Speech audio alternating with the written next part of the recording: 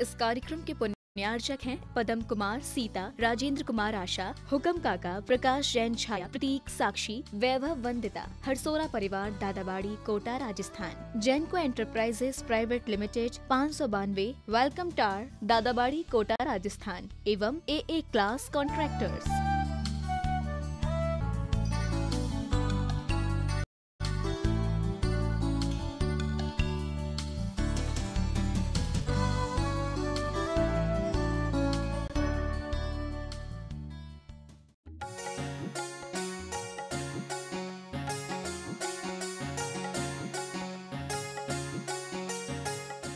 नमो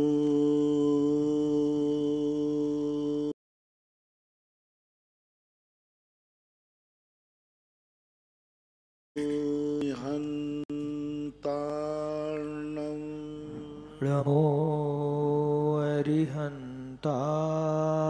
नमो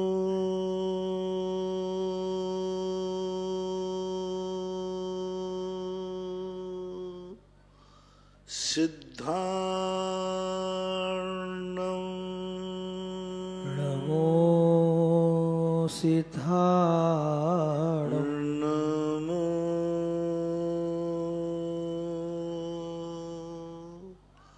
आयर्याणं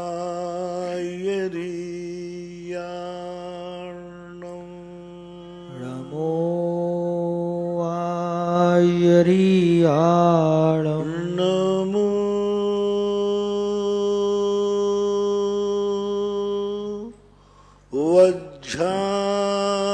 वज्झायाणं नमो वज्झायाणं नमो लोये सवसाहूर्णं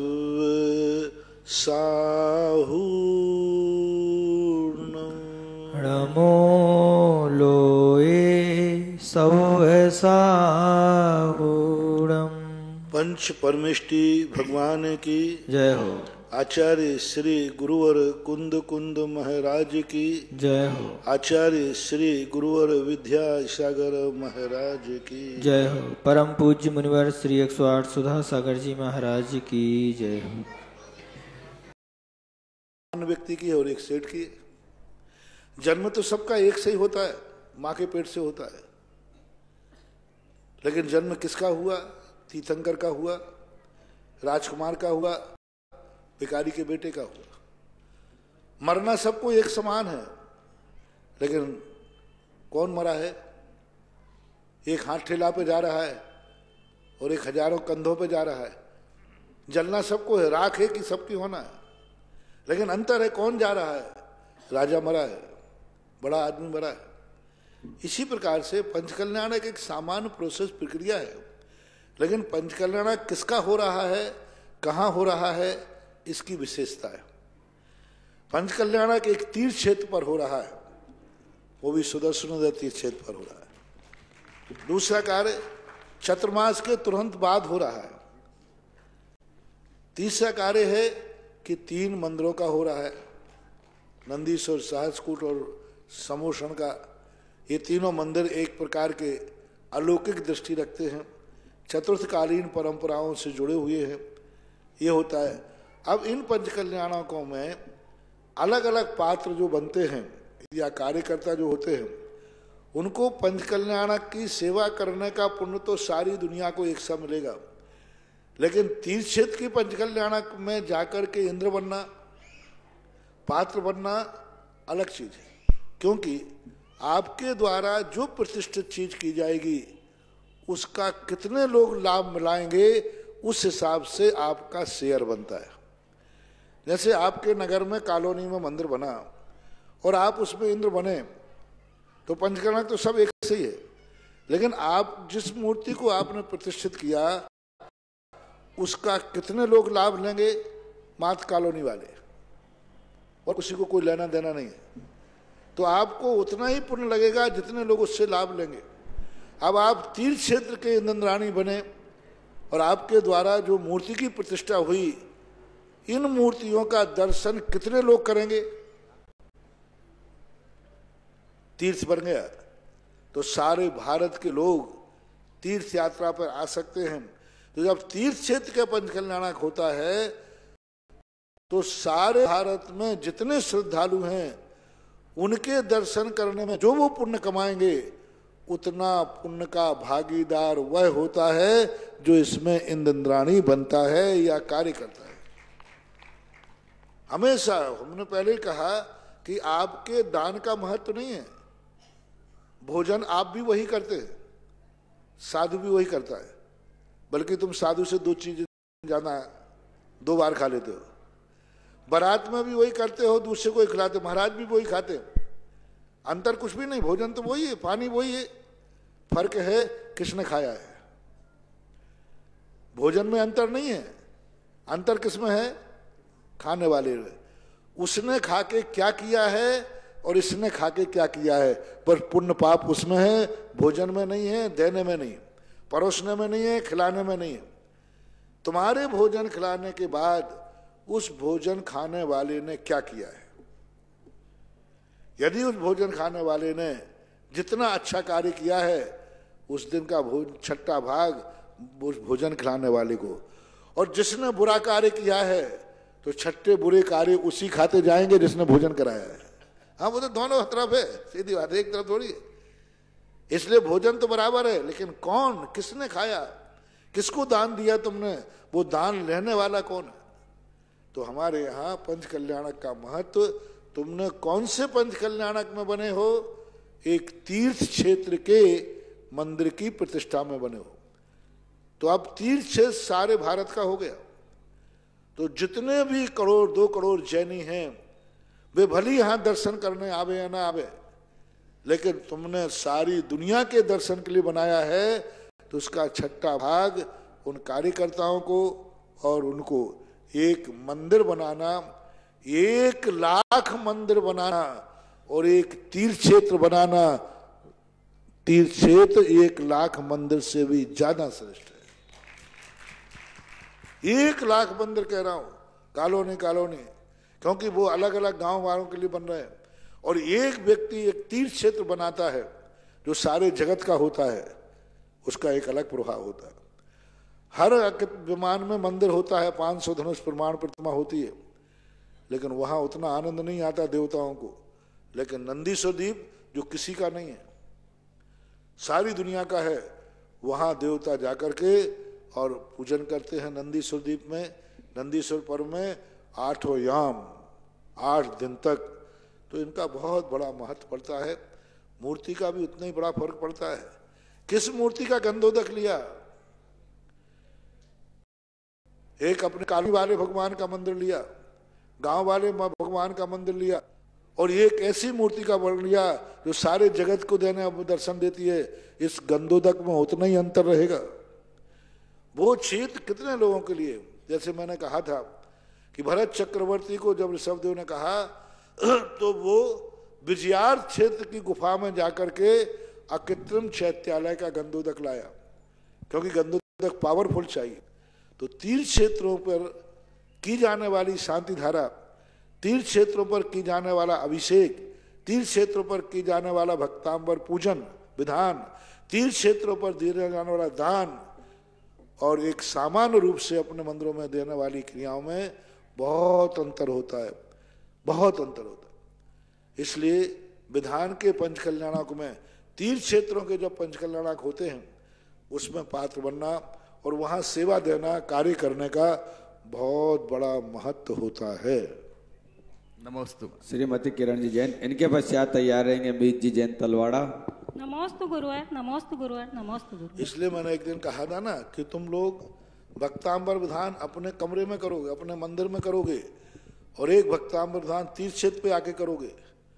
उस भक्तांबर विधान की बहुत एनर्जी में अंतर आएगा, बहुत फर्क आएगा। भक्तांबर वही है, मंत्र वही है, किस भगवान के सामने कर रहे हो, ये भगवान का सीमित दायरा कितना है, इन भगवान को कितने लोग अपना मानते हैं, उतना ही पावर उसमें है। और वही चीज तीर्थ क्षेत्र पे करना बहुत अंतर पड़ता है। मैंने इसका बहुत प्रैक्टिकल किया है। एक माला आप लोग अपने घर में फेरना, एक माला अपने गृह चैत्यालय में फेरना और एक माला तीर्थ क्षेत्र पर फेरना और एक माला पारसनाथ टॉक पर फेरना, बहुत अंतर आएगा, बहुत अंतर। नमोस्तु गुरुवर। गुरुवर, इष्टोपदेश का क्या अभिप्राय है और इसको घर पे बैठ के हम स्वतः ही करें हैं तो घर की वचनों पे भी। इष्ट उपदेश का अर्थ है कल्याणकारी उपदेश। इष्ट बोलते हैं अपेक्षित, इच्छित, अभिप्सित, यानी हम जो चाहते हैं जिसमें हमारा कल्याण हो उसी का उपदेश। तो पूज्यपाद स्वामी ने अपने ग्रंथ का नाम इष्ट उपदेश रखा, यानी अपने लिए जो कल्याणकारी है वही उपदेश पूज्यपाद स्वामी ने दिया, ये मानना चाहिए। नमोस्तु गुरु। मीत जी जैन तलवाड़ा, इनके पश्चात तैयार रहेंगे चंद्रकांता जी जैन केकड़ी। गुरुवर के चरणों में मेरा, मेरे पूरे परिवार का और पूरे तलवाड़ा जैन समाज का बारंबार नमोस्तु नमोस्तु नमोस्तु। महाराज जी, मेरा प्रश्न यह है कि आज पूरे भारत के मन में, पूरे भारत के जैन समाज के लोगों के मन में ये सवाल उठ गया है कि आचार्य श्री सुनील सागर जी महाराज के संग के मुनि श्री मुदित सागर जी महाराज के साथ क्या हुआ। और महाराज जी, ऐसे अगर मुनिराजों के ऊपर उपसर्ग आएगा तो हम श्रावकों को क्या करना चाहिए उसमें? अब इस संबंध में बेटा बहुत सारी बातें हैं। जब तक इसके ऊपर पूरी सीबीआई नहीं हो, पूरी जांच नहीं हो, तब कुछ भी इस अंतर्राष्ट्रीय मंच से घोषित करना मर्यादा के अनुकूल नहीं होगा, क्योंकि कई प्रकार की घटनाओं की संभावना व्यक्त की जा सकती है, कई प्रकार की, क्योंकि इतने प्रश्न उठ रहे हैं लोगों के मन में, इतने प्रश्न उठ रहे हैं कि बहुत ज्यादा। पहली बात, किसी को पता नहीं चला, पहली बात, एक मुनि कभी चढ़ते ही नहीं गिरनार पे, और मुनि चढ़ते हैं तो कोई ना कोई, वहां तो हजारों लोग जाते हैं, हजारों, कम से कम 5000 लोग प्रतिदिन चढ़ते हैं, कोई सूनापन कभी नहीं रहता वहां। मैं गिरनार होके आया, सूनापन का सवाल ही नहीं उठता, चाहे जाते समय हो चाहे आते समय हो, यदि आप सीधे रास्ते से जा रहे हो तो। और कोई गिरनार पे कभी अकेले चढ़ते नहीं, कोई ना कोई साथ होता ही है। वे साथी, वे सब चीजों के ऊपर देखो, कुछ भी बोलना बिल्कुल सर्वथा अनुचित होगा। इस पर जांच चलने दो। ये जब तक पूरी जांच नहीं की जाएगी तब तक ये रहस्य के संबंध में बोलना बिल्कुल भी उचित नहीं है। आपने देखा, पुलिस वाले भी बीच में कहते हैं अभी जांच चल रही है, कुछ भी बोलना जांच में बाधा पहुंचाना है, इसलिए वो जांच के घेरे में है। हाँ, चिंता का विषय है, सारी समाज को चिंतित होना चाहिए, सरकारों पर दबाव बनाना चाहिए कि इस रहस्य का उजागर होना ही, जो भी रिजल्ट कुछ भी आवे, लेकिन रिजल्ट सामने आना चाहिए। समुद्र के अंदर कोई व्यक्ति डूब जाता है, मर जाता है, लेकिन कानून कहता है मर गया पक्का है, लेकिन लाश मिलना चाहिए, लाश मिलना चाहिए। लाश जब तक नहीं मिली, क्या सबूत है कि मरण को प्राप्त हो गए? ऐसा सुना था, सही क्या है मुझे पता नहीं, लोगों ने सुना था कि सुभाष चंद्र बोस की जब मृत्यु हुई तो सबूत हमारे पास कुछ भी नहीं कि सुभाष चंद्र बोस कहां मारे गए। उनकी पत्नी ने जिंदगी भर वैधव्य स्वीकार नहीं किया। बताते उन्होंने कभी वैधव्य बना नहीं माना कि विधवा हो। क्यों? सबूत क्या है कि मारे गए? हो सकता है कूटनीति और राजनीति कारण से वो भेष बदल के दुनिया में रह रहे हो, रह सकते अपनी जिंदगी बचाने के लिए। और कई बार अफवाहें उड़ी भी है कि सुभाष चंद्र बोस भेष बदल के, कई बार अफवाहें उड़ी। तो उनकी पत्नी कहती है कि मुझे सबूत क्या मान के मैं अपना वैधव्य, अपना सुहाग समाप्त कर लूं? क्या सबूत है? बात सही है। तो कानून कहता है कि जो कुछ भी है उसका सबूत प्रस्तुत होना चाहिए। तो यही सरकार को दबाव देवे, जगह जगह इन बातों पर प्रचार करें कि भाई सबूत तो बनना चाहिए कि आखिर हुआ क्या है। जो कुछ भी हुआ हो, अपन उस निर्णय पर नहीं जा रहे, लेकिन उजागर होना चाहिए। यदि उजागर नहीं होता है तो जरूर एक प्रश्न चिन्ह है और समाज के लिए एक विचारणी है कि हमारे लिए ऐसा क्यों हुआ। इतना ही काफी है। नमोस्तु महाराज जी। चंद्रकांता जी जैन, इनके पश्चात तैयार रहेंगे ओम प्रकाश जी ठग, जिन्होंने एक कलश की राशि के माध्यम से तीर्थ रक्षक, साथ ही आजीवन शांतिनाथ भक्तामर महामंडल विधान में अपनी स्वीकृति दी है। डॉक्टर प्रकाश चंद जी, श्रीमती कमलेश जी, CA प्राजुल जी, श्वेता जी, डॉक्टर राहुल जी, अंकिता, यासी, हितांशी जैन, सोदिया परिवार, महाराजपुर मध्य प्रदेश सागर वालों ने अपनी स्वीकृति दी है।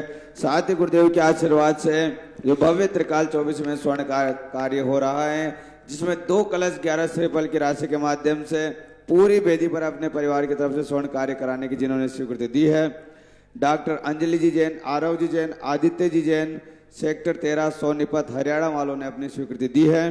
साथ ही 10 ग्राम सोने की स्वीकृति सारंग जी, जय जिनेन्द्र जी शाह, सह परिवार चिंचवाड़ पुणे वालों ने भी दी है। अनिल कुमार जी जैन, न्यू स्वरूप ब्रदर्स इंदौर वालों ने, रूपेंद्र जी, नीतू जी, अतिशय जी जैन, मुजफ्फरनगर वालों ने, रेखा जी, विजय जी, ऋषभ जी जैन सह परिवार, मिनी, गौतम, आरिका, आवन, महिमा, रोहन जैन सह परिवार इम्फाल वालों ने भी अपनी स्वीकृति दी है। महानुभाव और भी जिनके के भाव बने 10 ग्राम स्वर्ण की राशि 35,000 रुपये हैं। आप अपने सामर्थ्य अनुसार स्वर्ण दान करने का सौभाग्य प्राप्त कर सकते हैं। साथ ही एक पूरी वेदी पर यदि अपने परिवार की तरफ से स्वर्ण कार्य कराने का आपको सौभाग्य प्राप्त करना है तो उसकी राशि 2 कलश 11 श्रीफल की रखी गई है। जिनके भी जैसे भाव बने अपने भाव को हम तक प्रेषित करें। जिज्ञासा के लिए चंद्रकांता जी। मेरे गुरुवर के चरणों में मेरा और मेरे परिवार की तरफ से बारंबार नमोस्तु नमोस्तु नमोस्तु। हे गुरुवर, आप स्त्री पर्याय को बहुत हीन, सही है हम माया करके आए तो स्त्री बने हैं, अब बहुत बार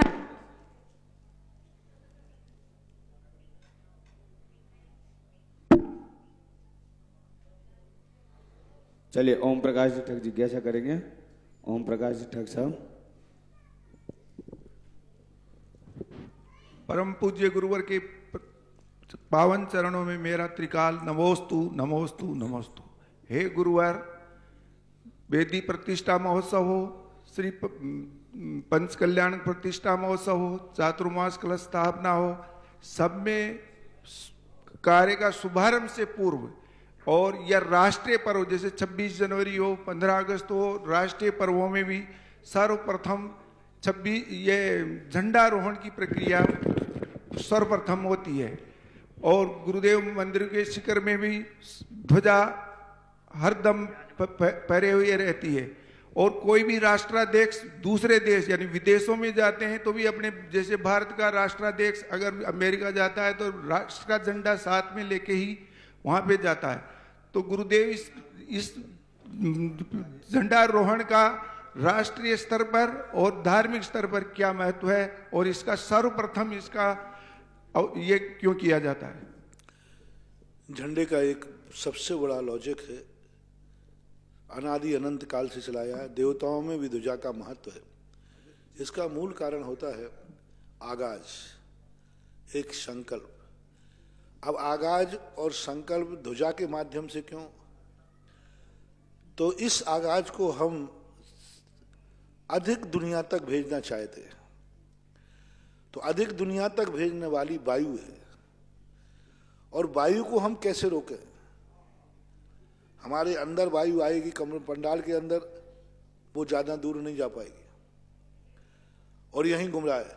तो हम आकाश के बाहर झंडारोहण करते हैं और झंडारोहण करके ये बताना चाहते हैं कि जो हम करने जा रहे हैं इसको हम सारी दुनिया में वहां तक फैलाना चाहते हैं जहां तक हवा इसको छू करके जाएगी। क्योंकि सबसे दुनिया में बहने वाली तीव्र गति से कौन पहुंच सकता है? हवा। और हवा किसको स्पर्श कर सकती है? यहां करेगी, उसको जाने में देर लग जाएगी, निकलेगी तब। ध्वजा को लहराती है तो जो हवाएं ध्वजा से टकरा कर जाती हैं, तो जिस पर्पस से अपन ने कर रहे हैं उस पर्पस तक, वहां तक वो प्रभाववान होती है जहां तक वो हवाएं जाती हैं।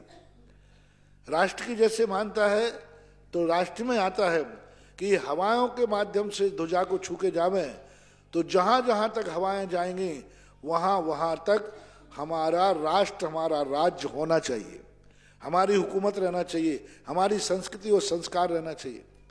इसी प्रकार का मंदिरों का होता है, विधा पंचकल्याणकों का होता है। मैं जो कार्यक्रम कर रहा हूं इसका पुनर्लाभ किनको मिले, कितने क्षेत्र के लिए लाभ मिले, कितने क्षेत्रों के पाप धुलें, कितने लोगों के दुख दूर होवें, तो हम कैसे पहचाने भावना के? तो हमारा ध्वजा एक ऐसा एंटीना है, टावर। जैसे एक टावर पर लगा देने के बाद हम अपनी आवाज को दूर भेज सकते हैं, और टावर है ना, इसी प्रकार हम अपने महोत्सव का, हम अपने राष्ट्र का जो प्रचार है, संस्कार है, हम हवा के माध्यम से ध्वजा लगा करके और उस दिशा में भेजते हैं जिस दिशा में जाती है। तो यूं कहना चाहिए, अपने संस्कार, भक्ति, एनर्जी को भेजने का ध्वजा एक सबसे बड़ा टावर है। देश आजाद हुआ 15 अगस्त 26 जनवरी को, तो हम ये भेजना चाहते हैं कि जहां जहां तक हवाएं चले वहां वहां तक हर व्यक्ति आजाद रहे जैसे हम आजाद हैं। हम अपने देश का ध्वजा फहराते हैं तो हर देशवासी ये चाहता है कि हमारे आचार विचार, हमारी संस्कृति सारे विश्व में फैले, सारा विश्व इसको माने। तो उसके कारण से वो ध्वजा के माध्यम से, ध्वजा का एक मनोवैज्ञानिक, साइंस, सब तरफ से उसका बहुत बड़ा महत्व है। जमीन के अंदर उसको गाड़ा जाता है, जमीन से उसका संबंध होता है, तो जमीन के अंदर की एनर्जी आकाश में भेज करके सारी दुनिया के लिए उस एनर्जी का लाभ देना ध्वजा का काम होता है। इसलिए ध्वजा सामान्य रूप से लोग ध्वजा को एक पहचान मानते हैं। ध्वजा दूर से दिख जाती है कि ये किसकी ध्वजा है, भारत की ध्वजा है। दूर से देख लेते हैं, बोलने की जरूरत नहीं, कहने की जरूरत नहीं। ध्वजा एक ऐसी पहचान है जो दूर से व्यक्ति को पहचान बता देते हैं कि यहाँ किस आचार विचार का कार्यक्रम हो रहा है। आज ये दुर्भाग्य है कि आज कुछ लोग होटलों में ध्वजाएं लगाने लगे, पेट्रोल पंपों पर ध्वजाएं लगाने लगे। आज ध्वजा एक 100 पीस बन गई, बहुत बड़ी गलती है। ध्वजा हमेशा कोई ना कोई का संकेत देती है। अब होटलों में आपने कलर ध्वजाएं लगा दी, किस बात का संकेत है? इस बात का संकेत हो सकता है कि यहां सभी जात पात के, सभी संप्रदाय वालों के लिए रास्ता खुला है। मैं तो यही अंदाज लगाता हूं। हालांकि वे लगाते 100 के लिए, लेकिन सब कलर की ध्वजाएं लगा देते हैं। इसका अर्थ है सब के लिए, होटल सबके लिए खुली है, सब लोग आओ, सब लोग यहाँ खाओ पियो, सब करो, कोई बाधा नहीं है, क्योंकि ये किसी व्यक्ति विशेष का नहीं हो सकता है। इसलिए अर्थ निकाले। बाकी ध्वजाओं का स्थान अपने आप में महत्वपूर्ण रहा है। राजा के पक्ष में राजा की ध्वजा कट जाती थी तो अपनी हार मान लेता था, बहुत बड़ा स्थान होता। चंद्रकांता जी जैन, इनके पश्चात तैयार रहेंगे हेमंत जी। नमोस्तु गुरुवर। गुरुवर, आप स्त्री पर्याय को बहुत, हमारी हीन पर्याय है, सही है, माया करके आए तो हमारी हीन पर्याय, लेकिन आप उसी के साथ साथ माँ का बहुत महिमा मंडन करते हैं। इतना करते हैं गुरुदेव, जिनके माँ नहीं है और जिनके है भी, उनकी आंखों से आंसू निकल जाते हैं जब आप माँ के बारे में बोलते हैं। हमने पिता श्री रूप श्री जी के दर्शन तो हमने इसी तीर्थ क्षेत्र पे बहुत साल पहले कर लिए, लेकिन माँ शांति देवी के दर्शन हम कभी भी नहीं कर पाए। क्या हम आपकी वाणी से कुछ कुछ उनका भी दर्शन करते हैं गुरुदेव? देखो, नारी और माँ में अंतर होता है। मैंने सबसे पहले कहा, भारतीय दर्शन में नारी की उपयुक्तता नहीं, खतरनाक नारी है, माता नहीं। नारी व्यक्ति के नारीपना जो है वह अपने आप में व्यक्ति को विकारी बनाता है, मातृभाव नहीं। इसलिए माता की महिमा तो हमारे शास्त्रों में भी गाई गई। भक्तांबर स्तोत्र में भगवान की पत्नी दो थीं, नंदा और सुनंदा, उनकी महिमा नहीं गाई गई कि धन्य है वे पत्नियां जिन्हें तीर्थंकर जैसे पति मिले। तो तीर्थंकर की पत्नी की कोई चर्चा नहीं है, लेकिन तीर्थंकर को जन्म देने वाली माँ की। अब देखो, उसी मरु देवी का वर्णन है, लेकिन नाभि राय की पत्नी के वर्णन पर नहीं। वो माँ किसी की पत्नी है कि नहीं है? तो जो मरु देवी है वो नाभि राय की पत्नी थी कि नहीं? उसका वर्णन नहीं है। ऋषभदेव की माँ थी, यानी एक नारी पत्नी भी है और माँ भी है, तो उसके मातृत्व गुण की महिमा गाई है, पत्नित्व गुण की महिमा नहीं। इसलिए वहाँ मातृत्व शब्द जो है अपने आप में महत्वपूर्ण है। रही बात व्यक्तिगत मर्यादाएं होती हैं, मैं अपनी मर्यादा का उल्लंघन नहीं कर सकता। नमस्ते महाराज। हेमंत जी जैन, इनके पश्चात तैयार रहेंगे विमला जी जैन, स्टेशन कोटा। मेरे परम आराध्य गुरुवर के चरणों में सत सत नमन। गुरुवर, मेरी जिज्ञासा है, अभी 4-5 दिनों में यहाँ पर कम से कम 10 से 15 विधान हुए और उन्होंने सबने शांति धारा भी की और विधान भी किया। इसमें लगभग उनको 2.5 से 3 घंटे का समय लगा, लेकिन उनको ऐसी आनंद की अनुभूति हुई, ऐसी हुई कोई ये कह के गई, इतनी कम राशि में आपने हमको इतनी अच्छी सुविधा दी, तो क्या ये हमें गुरुवर का फल है, गुरुवर का आशीर्वाद है? और दूसरी उनकी जिज्ञासा थी कि हम अगर मंदिर में ये चीज करते हैं और तीर्थ क्षेत्र में करते हैं तो इसका क्या पुण्य में अंतर है? इस प्रसंग में एक बार बीरबल से गलती हो गई, तो गलती होने के बाद बादशाह ने कहा, बीरबल जी आपसे गलती हुई कि नहीं? बोले हुई है राजा साहब। तो बोलो आपको सजा किससे दिलाई जाए, आपको सजा किससे दिलाई जाए? तो राजा साहब को तो ये उम्मीद थी बीरबल जी कहेंगे राजा साहब आप ही दे दो, पर बीरबल तो बीरबल था। उन्होंने कहा साहब अपने राज्य में एक सबसे छोटा गांव है, बहुत छोटा गांव है, वहां की जो पंचायत है वे पंच मुझे जो सजा देंगे वो मुझे मंजूर है।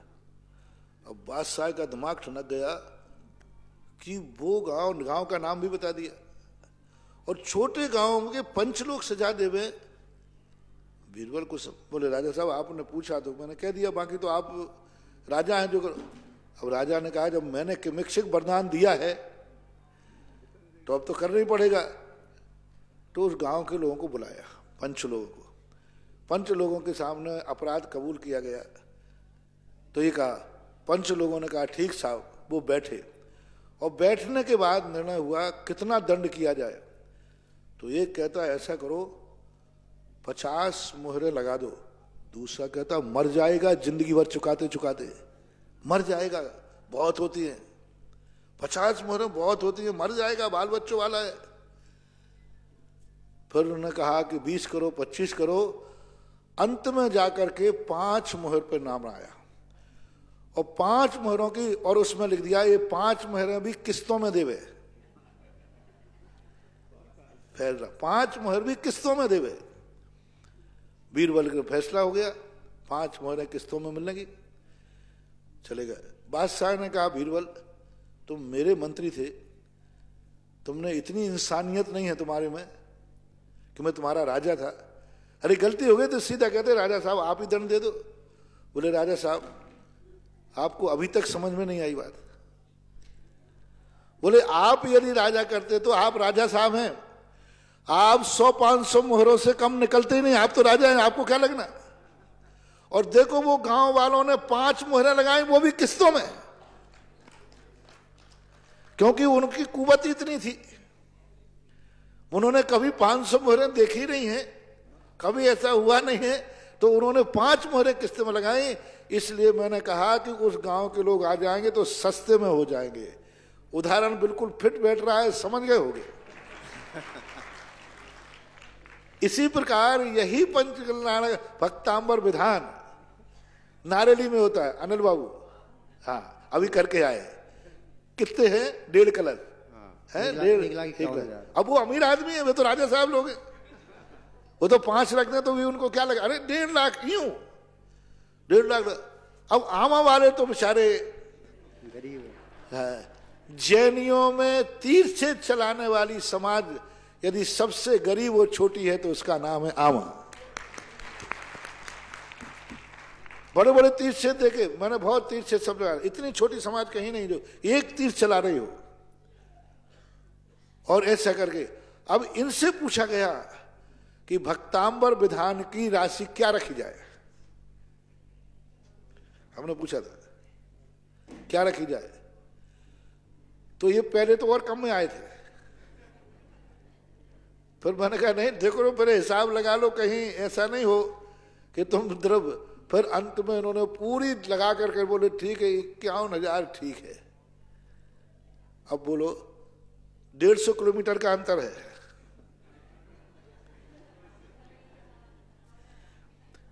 तो इसलिए आमा की सभा ने कहा कि सबसे ज्यादा इनकी ये चिंता हुई कि बड़े बड़े आदमी सेठों को तो मुनि सुब्रत नाथ ज्ञानोदय वाला निपटाएंगे, लेकिन हम जैसे गरीबों का क्या होगा। हम लोगों जैसे गरीब लोग तो कभी भक्तांबर पाठ कर नहीं पाएंगे। इसलिए उन्होंने सोचा कि नहीं, भारत का अमीर हो या चाहे गरीब हो, हर व्यक्ति को भक्तांबर का मौका मिलना चाहिए। इसलिए इन्होंने कम रखा। इतना कम, द्रव्य उतने की पूरी चढ़ जाती बराबर, बना लगा लिया ऐसा हो। 4-5 लोग तुम लोग मिलकर आते हो ना, तो जितना उन्होंने लगाया है 5,000 रुपया मानते, 5,000 मानते, 5100 रुपये। अरे 5100 रुपये का ब्याज क्या हुआ? बैंक ब्याज, बैंक ब्याज, साहूकारी ब्याज नहीं, 300 रुपये, 3,500। अब 350, 350, 3,000 रुपया साल भर में मिलेगा। अब बताओ 3,500 की द्रव्य चढ़ गई कि नहीं? वो चांदी का कलदार अलग है, नंदियावर्त अलग है, रहने की व्यवस्था अलग है, और भोजन की व्यवस्था अलग है, सब सुविधाएं हैं। बताओ 3,500 रुपये में तो होटल में कमरा मिलता है अकेला। यहाँ विधान भी, नंदियावर्त भी। तो ये आप मान लो कि आमा वालों की विशेषता है कि नहीं, गरीब से गरीब भी हो तो वो भी शांतिनाथ भगवान के भक्तांबर का लाभ ले सके।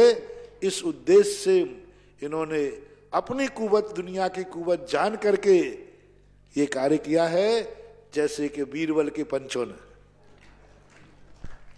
जिन महानुभावों की भावना हो, ऐसे महान तीर्थ पर 1 लाख रुपए की राशि से आप तीर्थ रक्षक बन सकते हैं एवं 51,000 रुपए की राशि से आप भक्तामृत विधान के आजीवन सदस्य बन सकते हैं। मात्र नारली में तो 1,51,000 में विधान है, यहाँ पर 1,51,000 में दोनों चीज है, तीर्थ रक्षक भी है और भक्तामृत विधान भी है, जो आजीवन चलेगा। जब तक सुदर्शनोदय तीर्थ क्षेत्र रहेगा तब तक आपके नाम से शांति धारा एवं विधान होता रहेगा। जिन महानुभावों की भावना हो, ऐसे पावन पुनित तीर्थ क्षेत्र पर 1,51,000 रुपए की राशि से आप दोनों सौभाग्य प्राप्त कर सकते हैं। जिनकी नहीं भावना हो वो टीवी पर नंबर जो चल रहे हैं उन पे अपनी नमोस्तु महाराज साहब, नमोस्तु महाराज जी। स्टेशन जैन समाज की तरफ से भी नमोस्तु महाराज साहब। मैं ये पूछ रही हूँ, जैसे खाने में राई का क्या मतलब वो है और दोष है, तो फिर धार्मिक स्थल पर ये क्यों प्रयोग में राई का, रायता,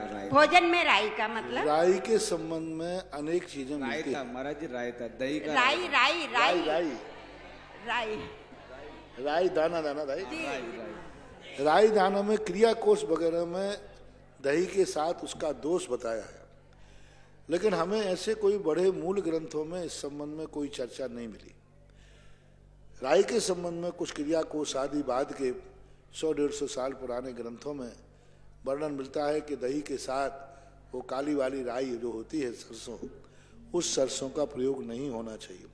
लेकिन अभी हम इसके संबंध में एकदम कोई निर्णय घोषणा नहीं कर सकते हैं, क्योंकि अभी हमारा भी इसके संबंध में पूर्ण निर्णय स्थिति पर नहीं हो, क्योंकि इस संबंध में कोई लॉजिक, कोई तर्क, जैसे हर चीज में देखने में आया, ऐसे कोई लॉजिक और तर्क कोई देखने में नहीं आ रहा है, समझ में भी नहीं आ रहा है। क्योंकि तिल की अपेक्षा, तेल की अपेक्षा, क्योंकि तेल तो तिल्ली में भी है, मूंगफली में भी है, तो अभी इसके संबंध में मैं कह नहीं सकता। जहाँ जिस रूप में माना जा रहा हो उसके उसी रूप में मान लेना चाहिए। महाराज साहब, कल हमने प्राकृत में पेपर दिया था ऑनलाइन, हम आगे इसके लिए कैसे, मतलब हमको क्या लाभ मिलेगा और किस तरह से आगे बढ़े हम? ये बोल रहे हैं इन्होंने कल ऑनलाइन प्राकृत का पेपर दिया था, प्राकृत भाषा का, तो अब इनको आगे और क्या लाभ मिलेगा? कहाँ का दिया था? कहाँ का दिया? सागर जी महाराज की तरफ से जो चालू हो रहा है ऑनलाइन। आप महाराज से पूछ लेना, क्योंकि उनकी जानकारी में उन्होंने एड्रेस दिया होगा कहाँ से संपर्क करना, कहाँ से क्या करना, आप उन्हीं से पूछ लेना, वो बता देंगे आगे क्या करना है, उसी रूप में चला। अनिल जी जैन तलवाड़ा, इनके पश्चात तैयार रहेंगे लाड देवी जी जैन कैथून। अच्छी बात है, प्राकृत आदि थोड़ी बहुत आप लोगों को पढ़ना चाहिए, कहीं से भी कोई पढ़ाते हैं, चाहे महाराज पढ़ाए चाहे पंडित पढ़ाए, जैनियों की मूल भाषा है प्राकृत, मूल भाषा संस्कृत हिंदी नहीं, सबसे पहले, और ये जैनियों की भाषा के नाम से ही जानी जाती है। इसलिए प्राकृत भाषा का कोई भी कहीं भी थोड़ा बहुत भी पढ़ाता है, आप लोगों को पढ़ना चाहिए और परीक्षा देना चाहिए और उसको आगे समझने का प्रयास करना चाहिए। मान लीजिए प्रणम्य सागर महाराज जी हमारे संज्ञेय हैं, हमारे अनुज हैं, और वो कहीं पढ़ाते हैं, उनका कार्य होता है, बहुत अच्छी बात है। बहुत अच्छे उत्साह के साथ सबको पढ़ना चाहिए। प्राकृत पढ़ेंगे, कम से कम कुछ नहीं आएगा तो इतना तो तुम समझोगे कि ऐसे शब्द लिखे हैं तो ये प्राकृत भाषा है, कुछ अर्थ तो समझ में आएगा ही आएगा। प्राकृत भाषा की तरफ से मेरा भी बहुत बहुत आशीर्वाद है। महाराज पढ़ा रहे हैं तो आपको पढ़ना चाहिए और फॉर्म भर करके परीक्षा देना चाहिए और आगे भी उसका पूरा कोर्स करना चाहिए, मेरी सहमति है। नमस्ते महाराज। महाराज जी, जिस प्रकार 16 कारण भावना की पूजन की जाती है, उसी प्रकार 12 भावना की पूजन क्यों नहीं कर सकते? कृपया समाधान। 16 कारण भावनाओं में तीर्थंकर से संबंध होता है, एक आत्मा से संबंध होता है। 12 भावनाएं किसी तीर्थंकर से ही संबंध रखती हों ऐसा कोई नियम नहीं है। 12 भावनाओं में सांसारिक चिंतन है, 16 कारण भावना पारमार्थिक भावना है। पारमार्थिक जब भावना आती है तो वहाँ पर दर्शन विशुद्धि, विनय संपन्नता, अरहत भक्ति, प्रोचन वत्सल, षड आवश्यक, तो इस प्रकार के जितने भी हैं वो पूजनीय, स्वयं में जिन जिन की वो भावनाएं हैं वे सारे पद पूजनीय हैं, वंदनीय हैं। और यहाँ पर संसार के स्वरूप का चिंतन है। संसार के स्वरूप की पूजा नहीं होती है, परमार्थ के स्वरूप की पूजा होती है। 16 कारणों में पारमार्थिक स्वरूप की तरफ ले जा रहे हैं और यहाँ संसार की तरफ ले जा रहे हैं। जैसे एक व्यक्ति भगवान के स्वरूप का चिंतन कर रहा है, अमरता का, और एक व्यक्ति जहर का चिंतन कर रहा है। एक व्यक्ति शराब का चिंतन कर रहा है, शराब का स्वरूप क्या है, तो शराब के स्वरूप का चिंतन करने वाले की भावना की पूजा नहीं होगी, प्रशंसनीय है, अच्छी भावना है कि वो शराब के स्वरूप का चिंतन कर रहा है, सप्त विष्णुओं के स्वरूप का चिंतन कर रहा है, लेकिन यह चिंतन पूजनीय कोटि में नहीं आ सकता। और एक व्यक्ति परमार्थ का चिंतन कर रहा है, परमार्थभूत, तो दोनों में इसलिए अंतर है, एक में संसार का स्वरूप है 12 भावनाओं में, दूसरे में परमार्थ का स्वरूप है, इसलिए वो पूजनीय है, ये पूजनीय नहीं है लेकिन भाने योग्य है, प्रशंसनीय। सांगानेर से राजेंद्र जैन की जिज्ञासा है, गुरुवर हमारे मंदिर में बहुत सी खंडित मूर्तियां हैं, उन खंडित मूर्तियों को क्या करें? क्या उनको मंदिर में कहीं व्यवस्थित रख सकते हैं? इसमें कोई दोष तो नहीं है? कृपया समझाएं। आगम के अनुसार तो खंडित मूर्तियों को मंदिर में रखने का सर्वथा निषेध किया। यहाँ तक कहा गया जैसे तुम्हारी डेड बॉडी होती ना, पूरी जिंदगी भर व्यक्ति वहीं रहता है, मरने के बाद जितने जल्दी हो सके, जितने जल्दी उतने जल्दी घर से निकालने का भाव करते हो। यदि शाम को 1 घंटे भर का भी समय है तो कहते चलो उसको घर से निकाल के जला दो। ऐसा ही खंडित मूर्ति के संबंध में शास्त्रों में है। मूर्ति खंडित होने के बाद जितने जल्दी हो सके मंदिर से निकाल करके अलग कर देना चाहिए, क्योंकि वो प्राणांत हो चुकी है। हमारे यहाँ उसके लिए गहन जल में अवगाहन करने की बात कही गई। समुद्र आदि है, अथाह नदियां हैं, वहाँ पर विसर्जित करने का उल्लेख किया। चूंकि वर्तमान परिप्रेक्ष्य में प्राचीन मूर्तियों का, खंडित मूर्तियों का एक मूल्यांकन होने लगा, पुरातत्व की दृष्टि से, इतिहास की दृष्टि से, तो मूर्तियों को विसर्जन करने की अपेक्षा संग्रहालय जो होते हैं वहाँ भिजवा देना चाहिए। सरकारी संग्रहालय होते हैं, कुछ जैन संग्रहालय भी होते हैं, तो उन जैन संग्रहालयों में जाकर भिजवा देना चाहिए, जो एक इतिहास और पुरातात्विक दृष्टि से आज के परिप्रेक्ष्य में इनका खंडर मूर्तियों का एक बड़ा मूल्य होता है, इतिहास होता है। विदेशी लोग उन्हीं खंडहर मूर्तियों को देखने आते हैं। एक बार मैंने पूछा विदेशी से कि भाई आप भारत क्यों आते हो देखने के लिए? कि हमारे भारत में क्या सौंदर्य, तुम्हारे यहाँ तो नेचुरल वातावरण अच्छा है, गार्डन है बहुत बढ़िया बढ़िया, यहाँ क्या? तो उसने बहुत अच्छा जवाब दिया, मैं भारत में ब्यूटी देखने नहीं आता हूँ, भारत में खंडहर देखने में आता हूँ, क्योंकि इनके खंडहरों में इतिहास है। आज देखो शेखावाटी के अंदर कितना विदेशी आता, हवेलियों को घूमता है।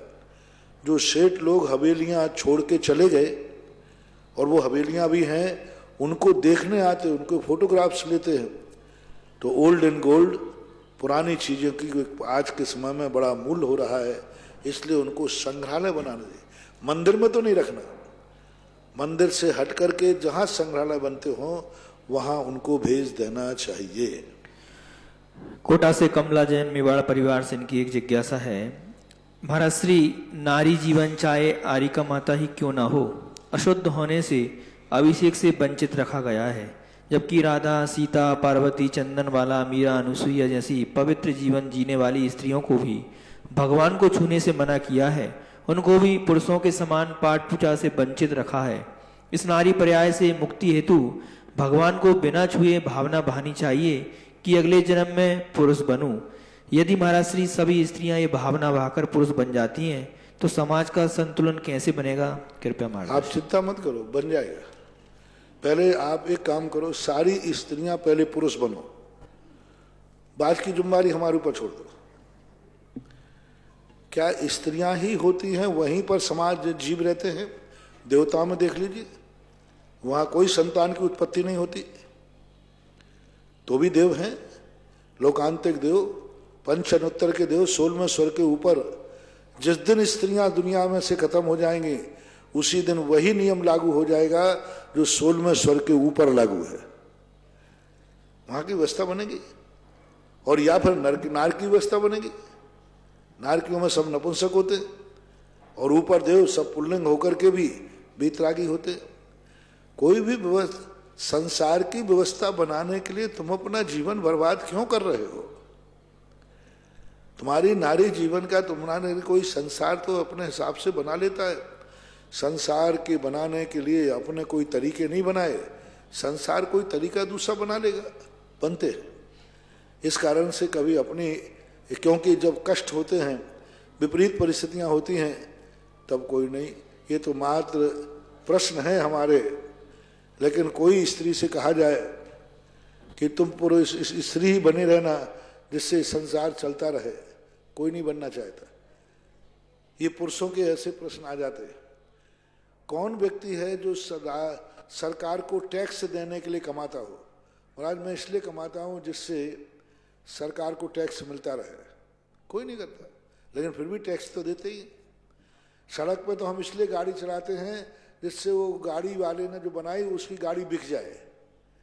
हमने क्यों खरीद ली गाड़ी? कहीं तो फिर कंपनी की, महाराज जी मैं गाड़ी नहीं खरीदूंगा, कोई गाड़ी नहीं खरीदा तो फिर कंपनी दिवालिया हो जाएगी। नहीं, कोई व्यक्ति इस उद्देश्य से नहीं खरीदता, अपनी आवश्यकता के अनुसार ही खरीदते हैं। पूना से दक्ष जैन की जिज्ञासा है, महाराज श्री क्या तीर्थंकरों का पुण्य आदि नाम कर्म अलग अलग होता है? जैसे आज पार्श्वनाथ भगवान के मंदिर तीर्थ बहुतायत में हैं, अन्य तीर्थंकरों के नहीं, और तीर्थंकरों का वर्ण अलग अलग क्यों होता है? जैसे किसी का पीत वर्ण, किसी का श्याम वर्ण। कृपया समाधान। क्योंकि सबके नाम कर्म अलग अलग होते हैं। क्योंकि उन्होंने तीर्थंकर प्रकृति के नाम कर्म का बंद किया, लेकिन उसके पहले आगे पीछे दूसरे कर्म बंद किए, उसके साथ भी कर्म बंद। तो सभी के तीर्थंकरों के परिणाम, तीर्थंकर प्रकृति के परिणाम जो हैं असंख्यात लोक प्रमाण परिणाम हैं।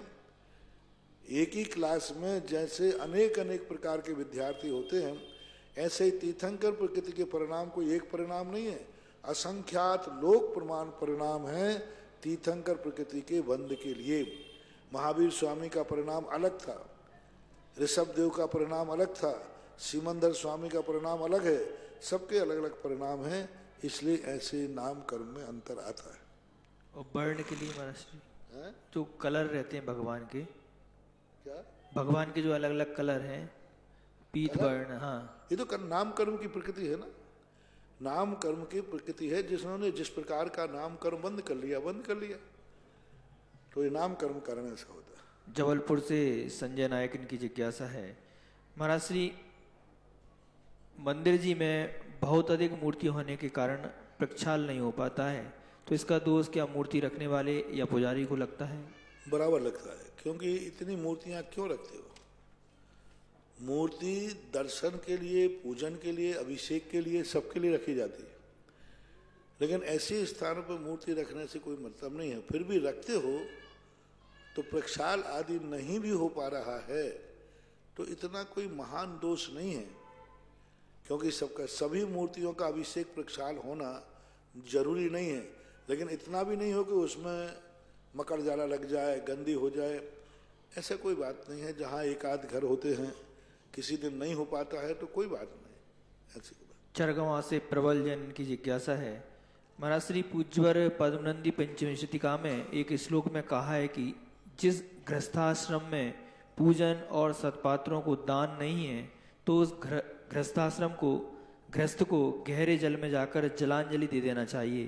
तो महाराज जी, इस जलांजलि से क्या आशय लेना चाहिए? पूज्यवर पद्मनंदी महाराज की गाथा है, बात सही है। जिसके अंदर जलांजलि आने वो गृहस्थ श्रावक की कोटि में नहीं आता है। जैसे आप कहते भाई उसने ऐसा काम किया, उसे चुल्लू भर पानी में डूब के मर जाना चाहिए। अब बताओ, चुल्लू भर पानी में वो डूबेगा कैसे? इतना बड़ा आदमी चुल्लू भर पानी में कैसे डूब के मरेगा? मर ही नहीं सकता। तो उसी प्रकार से ये मुहावरे कहलाते हैं कि तुमने जिंदगी में घर बसाया और घर में तुम पाप ही करते रहे, उस घर में कभी धर्म नहीं किया, मुनियों का आगमन पड़गाहन नहीं किया, धर्म कार्य नहीं किया, तो तुम्हें गृहस्थी से जलांजलि दे देना चाहिए। जलांजलि का अर्थ है जल में डूब के मर जाना चाहिए। तो मरने का अर्थ है, ये मुहावरे कहलाते हैं ऐसा। इंदौर से महेंद्र जैन पत्रकार की जिज्ञासा है। गुरुवर, कहा जाता है कि शरीर अन्न का कीड़ा है। महाराज जी, इस अन्न के कीड़े को व्रत उपवास आदि के उपचार से किस प्रकार शांत करें? क्योंकि कई बार इस उपचार के दौरान भी भूख रूपी व्याधियां धर्म से दूर करती रहती हैं। तो कृपया महाराज श्री मार्गदर्शन। देहे चान्नादि कीट के, देवसेन महाराज ने भी कहा है हमारे शास्त्रों में, देह अन्न का कीड़ा है। तो अन्न का कीड़ा का अर्थ है, अब वो तो अन्न का कीड़ा है तो अन्न का ही कीड़ा है, अन्न से ही दूर हो गई। इसको दूर करने का कोई उपाय नहीं। बीमारी है तो दवाई लेना ही पड़ेगी। अब उपाय ये किया जाए कि बीमारी ना हो।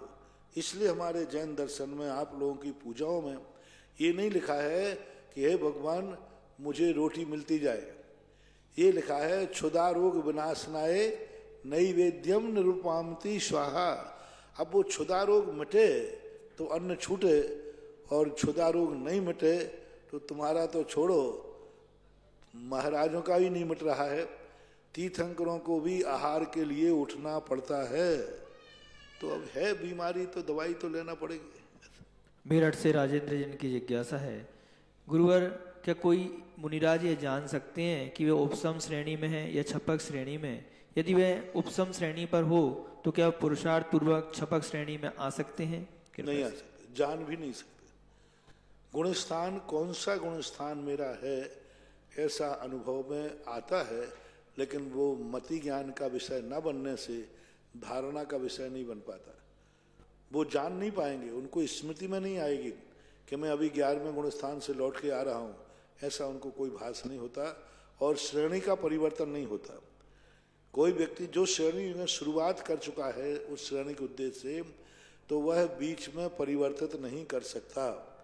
वो तो नियम से यदि चढ़ चुका है तो या तो बीच में मरण को प्राप्त हो जाए, मरण को प्राप्त हो जाए तो वो गिरेगा नीचे, और मरण को प्राप्त नहीं हुआ तो फिर वो पूरी श्रेणी चढ़ेगा, लौट के वापस आएगा, एक अंतर्मुख विश्राम करेगा, फिर छपक श्रेणी चढ़ सकता है, लेकिन बीच में श्रेणी का परिवर्तन नहीं हो सकता। इंदौर से महेंद्र जैन की जिज्ञासा है।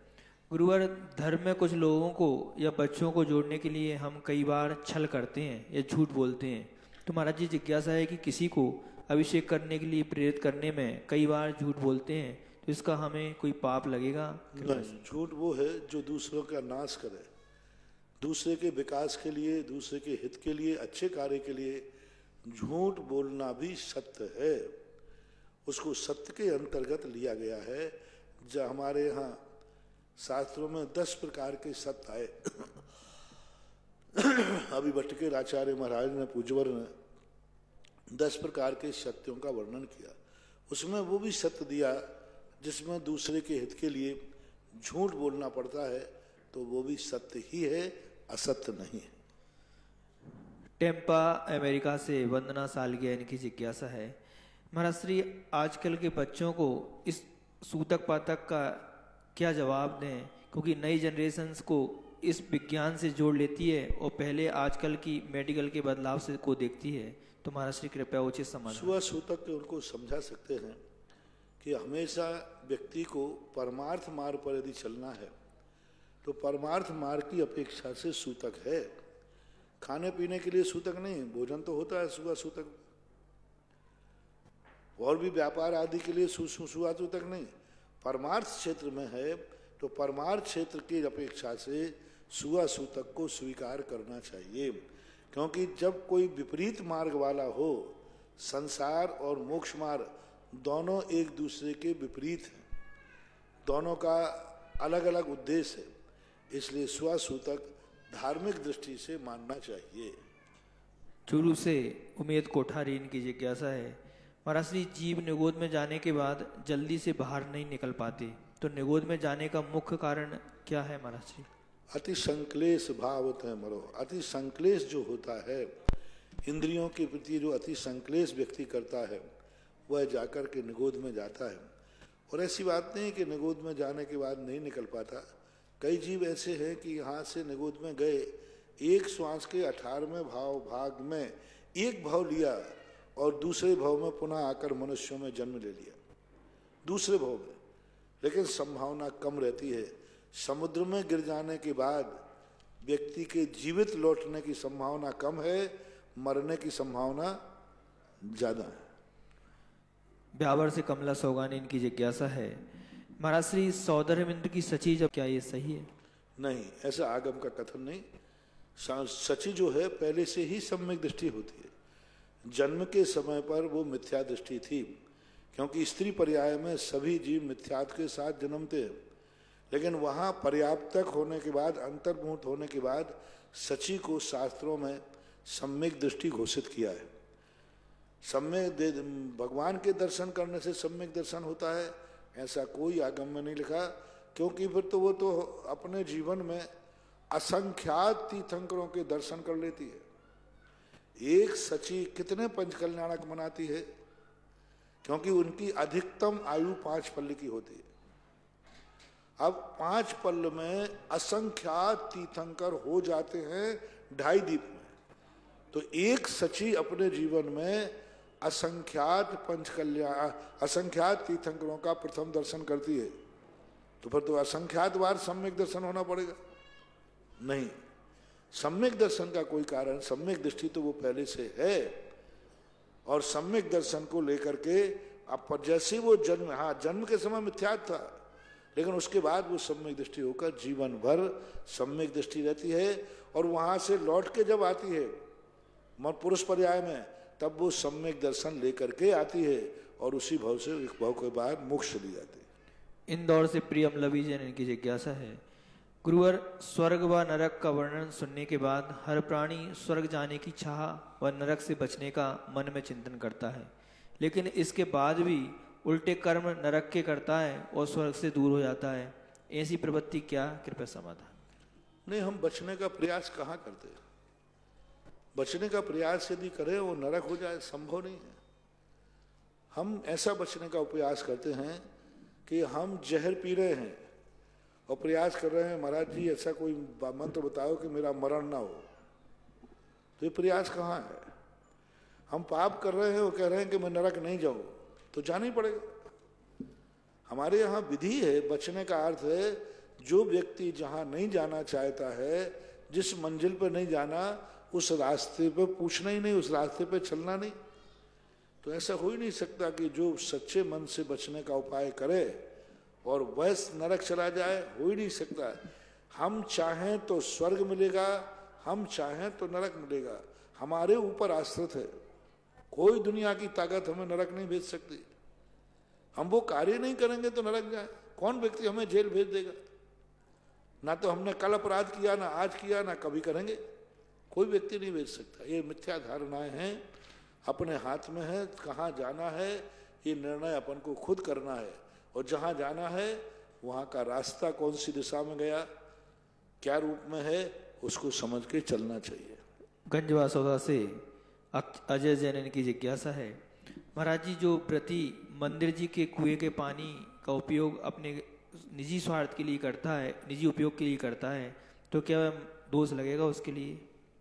मंदिर के कुएं का, मंदिर में जो कुएं है उसका पानी का नहीं, कोई बात नहीं। ऐसे कुएं वगैरह का उपयोग करने में कोई बाधा नहीं है, क्योंकि कुएं है एक सार्वजनिक रूप ही होते हैं। फिर भी यदि आप बिल्कुल शुद्ध सोलाना शुद्ध रहना चाहते हो तो जितना तुम पानी भरते हो, तो एक धीवर होते ना पानी भरने वाले होटल में, तुम्हारे घर में एक तमेड़ी के पानी का वो जितना पैसा लेते हो उतना हिसाब तुम मंदिर का महीने के महीने कर दिया करो। हाँ, कोई बात नहीं। हाँ, पूछ लेना भाई, धीवर से पूछ लेना कि भाई 20 रुपये एक तमेड़ी पानी भर करके तू लाएगा तो कितने पैसा लेगा, तो बता देगा। उस हिसाब से आप मंदिर में दे दीजिए, और अच्छा शुद्ध हो जाएगा। फिर भी नहीं देते हैं तो ऐसा कोई महान दोष नहीं होता, क्योंकि कुएं का उद्देश्य ही यही है।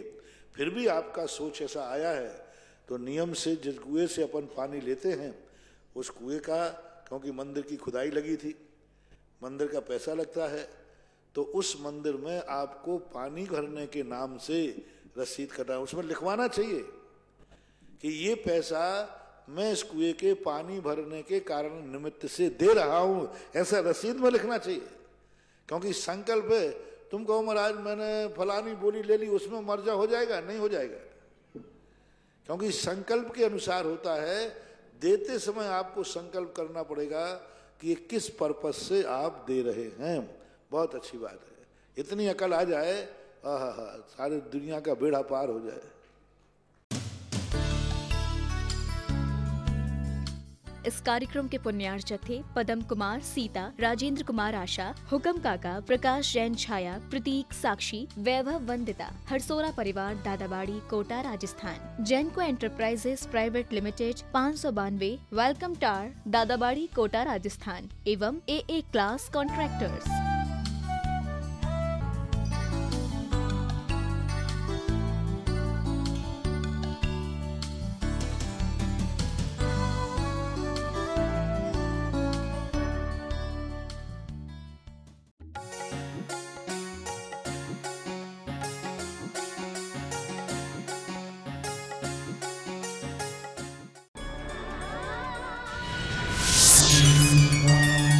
संत शिरोमणि आचार्य श्री विद्यासागर